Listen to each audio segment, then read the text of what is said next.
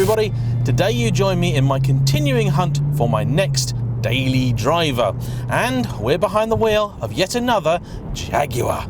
Today's car, brought to me by its kind owner Harry, is a 2008 Jaguar XF Super V8. This is actually a somewhat forgotten car because most people will know of the XF, and I'm sure quite a few people will know of the XF R, but not so many will know about this one. I have previously driven an XF, but it was one of the current generation cars, and it turns out that those are pretty much entirely unrelated to the first gen XF. This was actually spun off the old S-Type platform, if you can believe it, allegedly because Jaguar simply didn't have the time to develop an all-new, all-aluminium architecture as they'd hoped for. The XJ of the time was the first to receive such an overhaul, followed then I think by the XK, and so on and so forth. You might then think that this was just an old car dolled up to look like something much newer than it really was. However, you can never count against Jaguar because they have an exceptional talent for making a platform last far longer than it really should. One of the items to make the transition from S-Type was the engine lineup, which was largely the same at the time of the XF's introduction. You had the 3-litre petrol V6, which was used in many Ford products, and also the Rocketeer that I drove the other day. There were a selection of diesels and a couple of V8s, the 4.2 litre, both naturally aspirated and here in supercharged format. Out of the factory gates, this car would have allegedly put out about 420 horsepower. It has had a little bit of a remap, a change of pulley, and it now should put out closer to 450. That's mated to a 6-speed automatic gearbox, which has a nice little rotary selector that rises up out of the center console. Was quite the gimmick when it was introduced.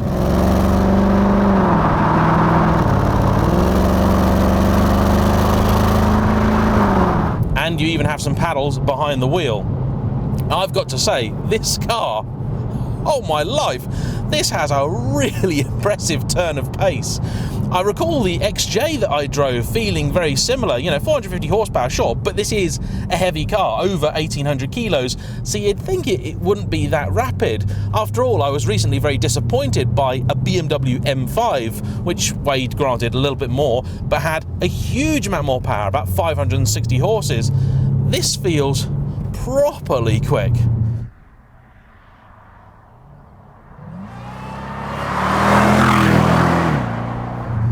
Now, the gearbox is a touch on the dim-witted side, so what I'm going to do is put the car into its sporty mode.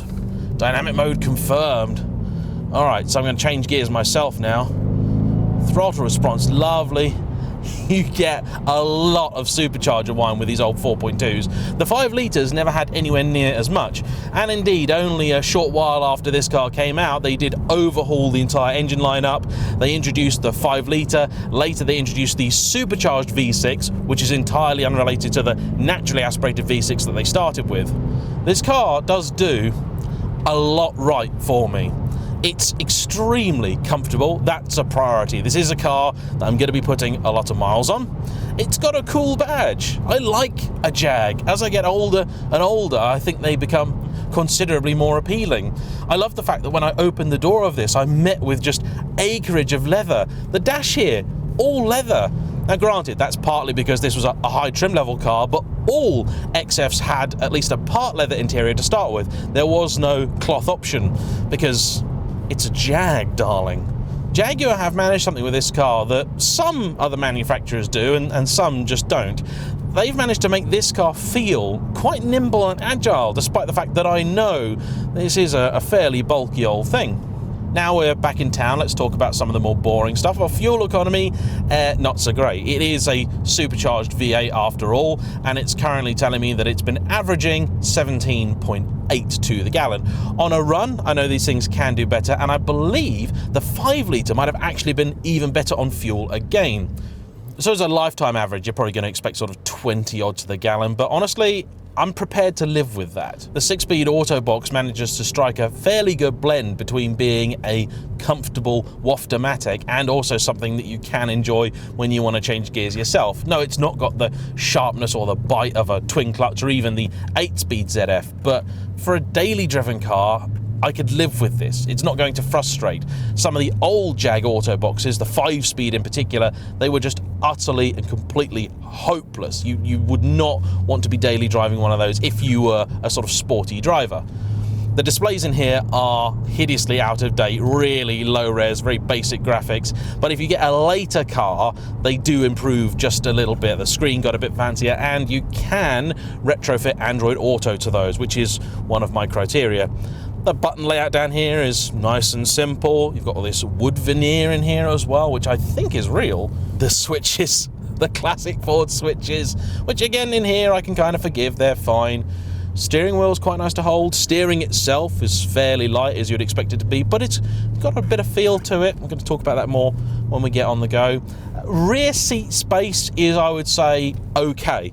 It's not great, not terrible. It's okay. It should just about do the job. It does feel a touch cramped in here. I would prefer a sunroof. I think that would really open the cabin up quite a bit. The boot, though, is excellent. Loads of room in there, so it happily meets that criteria.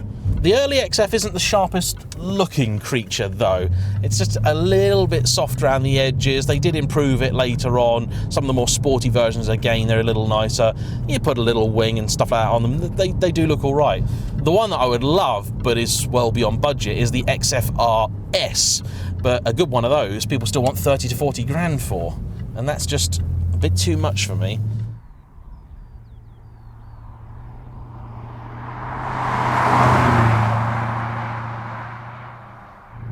These earlier cars, though, you can pick up for an absolute song. In fact, you could get a Super V8 for well under £10,000. There are loads of other sort of lesser engined XFs available at similar money. And even if you want, say, the XF R with the 5-litre, 500 horsepower supercharged engine, you could get one of those for about 15 grand. Now that is a stonking amount of car for essentially no outlay. It does feel like a pretty large car when you're in it, but you've got a bit of a view of the bonnet, which does make it a little easier to place. But it's not really a car you'd want a novice driving. I think they could dent it quite easily.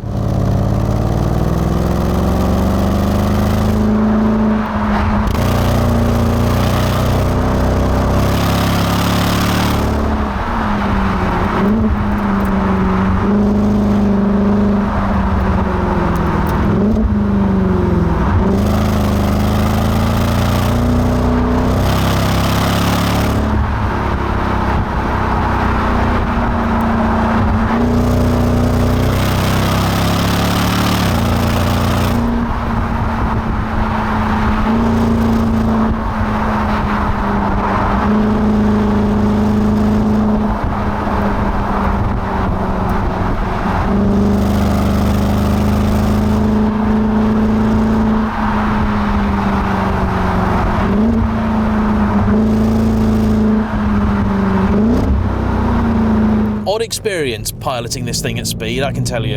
It is really like an old school Jaguar. The steering is hydraulically assisted, not electric, but it's very light. That doesn't mean that it's entirely devoid of feel, because you do get something of a sense when the chassis is starting to struggle, but you pilot it with the gentlest of touches. And then when you do that, if you've got the wheel with a death grip, which is not a way to drive really any car, then you're not going to have a good time. But if you're just gently caressing it, which I'm sure is the Jaguar way, you've actually got quite a bit of response out of the car.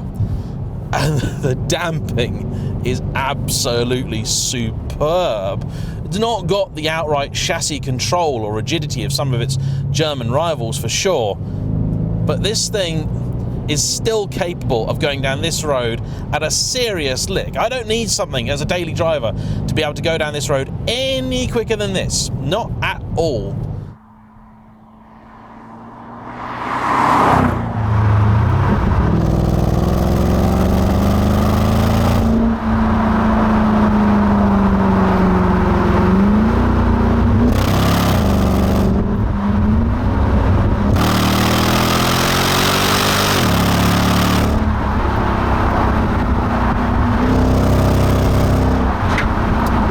power delivery, I would say, is best described as seamless. You just get this great big wave of torque you ride all the way to the admittedly fairly low 6,000 RPM red line. It doesn't run for the limiter like some other supercharged engines do. It feels a little bit more relaxed in that way, but that kind of suits the character of the car. Brakes are decent, they require a sort of medium pressure to get them to do their thing. I'm not such a fan of some of the interior trickery. I mean, the rising gear lever just worries me that it's going to break, and the vents that turn around unnecessarily I've just always been a little bit flummoxed by. This seat is very comfortable, although not extremely supportive. I would prefer a slightly more sculpted seat in something with this level of performance available to it.